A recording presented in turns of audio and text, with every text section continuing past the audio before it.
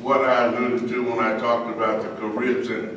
If you're good at art, like you said, and that's what you want to do. Again, I think that's why we need to get the career center back on track. We can take care of those things. I think too that between the mayor and the superintendent, they can design a curriculum that will be more oriented toward vocation than education, or than English and math and stuff you talk about people don't like. You got to get what you need, but vocation, we don't have enough emphasis on that.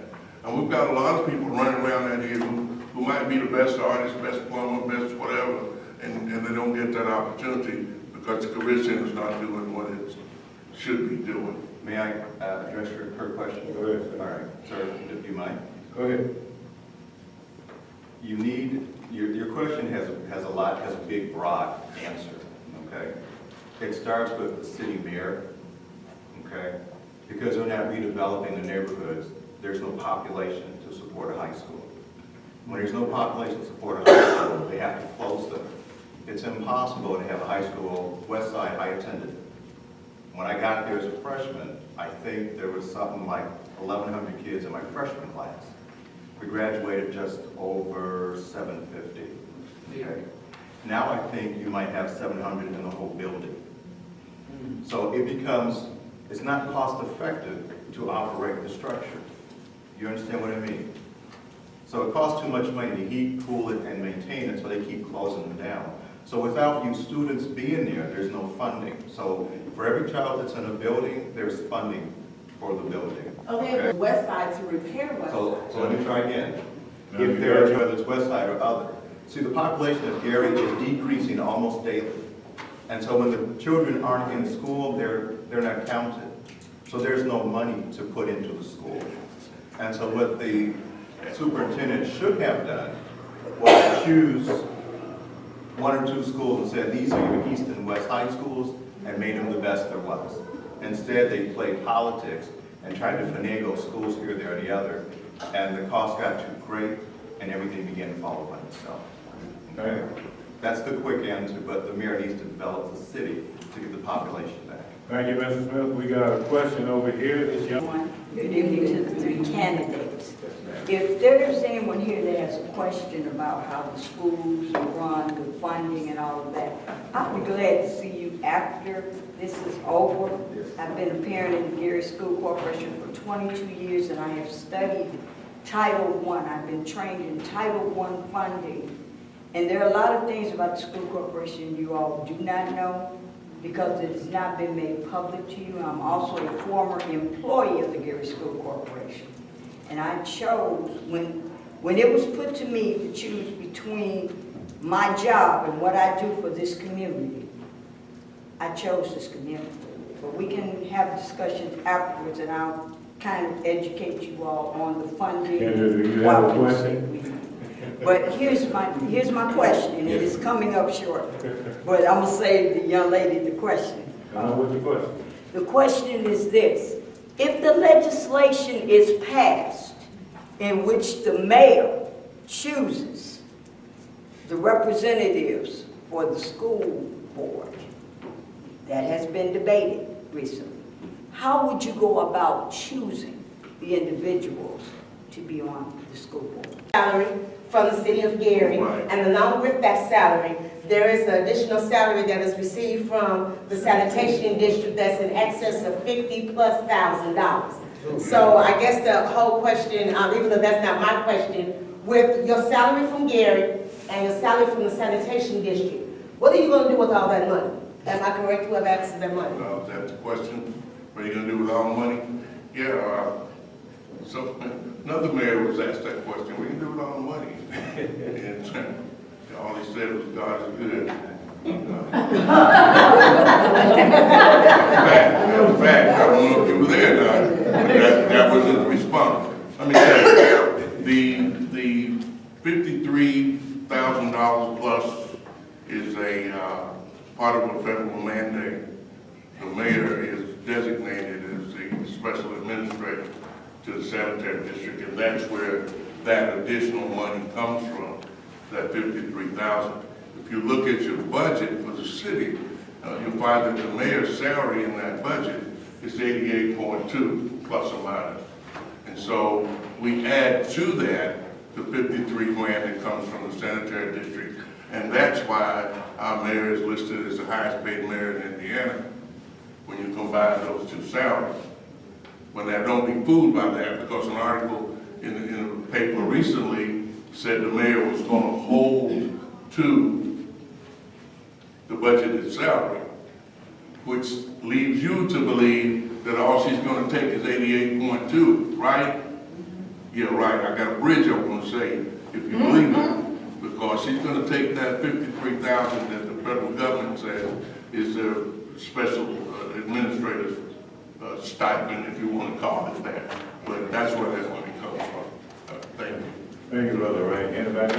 So the bottom line is, Indiana, the Gary mayor makes too much money. My vision is $10,000 for 4 organizations for all 4 years that I'm in office, meaning we're going to donate it. Brothers Keepers, Brandy Robinson's organization, Brother CJ that does cleanups in Gary. So I would take the money because, as you say, it's mandated, but I would give it away. Anyone that Google my name, you will see a track record in the history of donating money to organizations and people doing good in the neighborhood in excess of $180,000. So my history and track record says giving money back is not a big deal, and especially with this excess salary here in Gary, I do the same. Thank you. I would agree with it. Those 4 brothers keepers, and I think that's not. So to answer your question,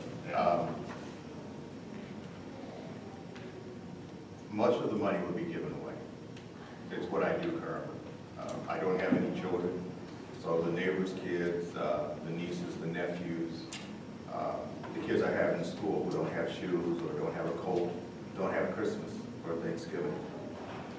Traditionally, my dad just says, and I didn't understand until I got involved in education, he said the craziest thing in the world is to be a teacher or to work in the school system.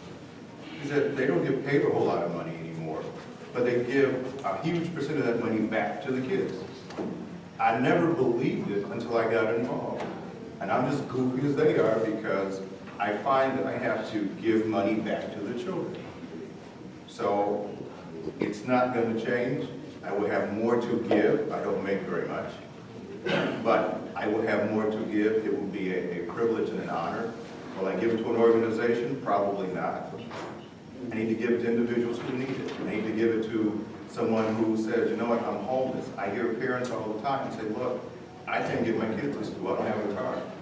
And because Gary's schools are failing. My humble opinion, it's not going to pass. Charlie Brown tried it in '92, didn't pass. He just tried it recently, didn't pass. Superintendent needs to control the school district, not the mayor. I wrote him a letter that nobody bothered to respond to because I had a problem with that, of having a 5-member board and letting the mayor select 2 more. Because all she got to do is win 1 more, and now she's got control of the board. 3-2, pass anything you want to pass. So I don't see that happening. As the mayor, I wouldn't want to appoint to the school board. I gave 3 or 4 different scenarios to allow the citizens. For me, I believe in the community making the majority of the decisions. I don't want to be the leader that dictates. I believe in going through every zip code, finding the experts like Kendra who studied it and put time into it and getting the good advice.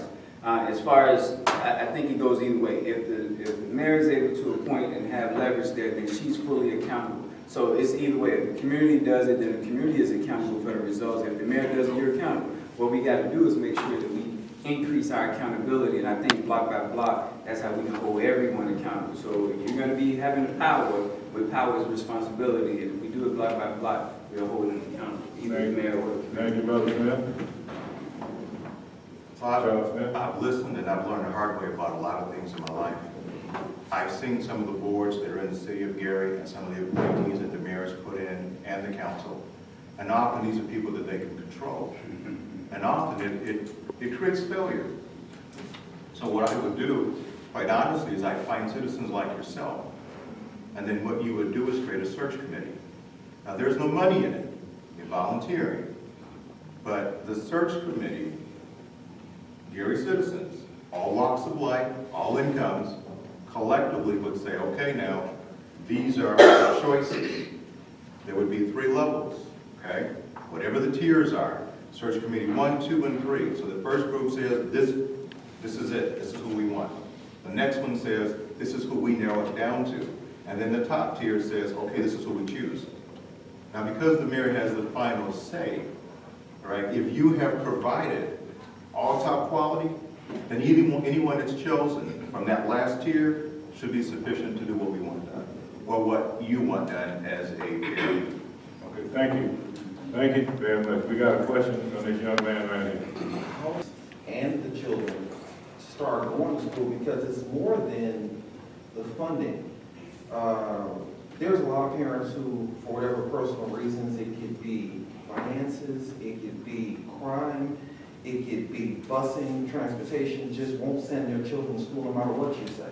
How do we give these parents and these children the initiative to go to school, to get what we have, and how do we get to the point of competing? Because if you look online and you look at the Gary schools, they're far up under the national standard.